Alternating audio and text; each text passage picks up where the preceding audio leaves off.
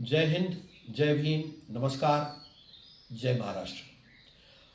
आज 14 एप्रिल 2024ला भारतरत्न महामानव डॉक्टर बाबासाहेब आंबेडकरांच्या जयंतीच्या मी आपणा सर्वांना खूप शुभेच्छा देतो.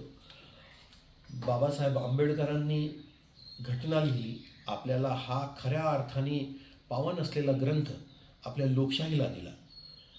अनेक धर्मांचे ग्रंथ आहेत. बायबल असेल, कुराण असेल, गीता असेल, रामायण असेल, ग्रंथसाहेब असेल, ह्या सगळ्या धर्मांनी या ग्रंथांनी सांगितलेला मानवतेचा जो सार आहे तो खऱ्या अर्थाने बाबासाहेबांनी आपल्या घटनेमध्ये जोपासला आणि तुम्हाला आम्हाला दिला.